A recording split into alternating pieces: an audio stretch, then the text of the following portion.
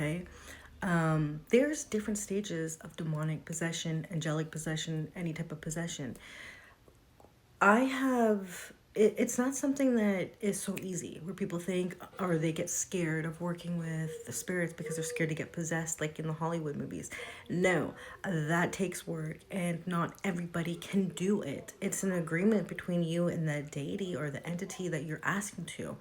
Depending on your mind and the way that you want it. Like, okay, I have experienced many forms of possession. I have never blacked out and had a piece of paper and woke up and I wrote something or the deity took over my body. I've never had a blackout. I have had been mounted on for about 3 days with King Azazel, okay? I was doing heavy work with him, and just out of nowhere, I started feeling pressure and like this big energy behind me trying to get in. And then it would go away, and then it would come back in, and then it would go away. My whole body was fucking aching, and I would lay on my bed, and my bed started to sink down, and I started, it was not just that happening. I was just getting gnosis, and I was seeing things, and I was like fucked up. But because I resisted it so much, and I started to feel like, am I ready for this? And I actually got scared.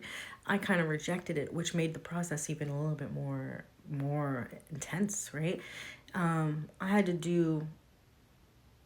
I didn't even do an exorcism. Actually, I just waited out, let it just, he knew he wasn't coming in eventually, okay? But it's something that happens, and it's something that a lot of sorceresses and black magicians, we try to achieve because we want to have that union and we want to have that experience, right? But when we are doing simple evocations and invocations, you'll start to feel pressure. A lot of people feel pressure here. I always feel pressure here. When I'm really going full flow, I will feel the pressure of the spirit trying to knock me over, like it's just coming full force, which I'll let inside me. But there are many things that aren't true about possession. You have people who are very unstable and people who are very scared of Christianity and the devil and stuff like that. Most like crazy possessions that are documented are always like people who were brought up in a very strict Christian home, and the fear of demons and Satan was so bad, like their mind cracked and they became like you'll never hear about a demonic possession from an atheist. Okay, so we all know then that it's all psychologically there. It starts from the mind. But as practitioners, we want to have that union with them. We will go deep and, learn how to communicate with the spirit. So first of all, for beginners, don't be scared you're going to be possessed. That's ridiculous, okay? However, if you are gifted, you might be, but it's a gift. And if you're not afraid of it, you can learn how to use that for many things. But yeah, there's different stages of possession, okay? That's how I feel when you learn to what spirits are and the energies of how they feel. That's how you learn how to work with them. It's the feeling of energies and what they feel like. Now through possession, you're gonna get gnosis. You're gonna get more spiritual gifts. But like I said, it's usually something that just kind of happens, right? It just happens out of the blue, right? But also there's stages of it. The Catholic Church will talk about like infestation and hauntings, and then the full possessions of the target. But to me, that's more. I don't know. It's always with the Christian people who are afraid of it. They invite that shit in because of the fear of it, right? You have these low parasites that want to feed off these people's fear. So, possession is sacred. It's a sacred art. It is something that I do want to try again, but I don't really seek out for it as much as I used to. Yeah, that's it. All right, so like this is part two on possession. you will take on the qualities of the deity that you're working with.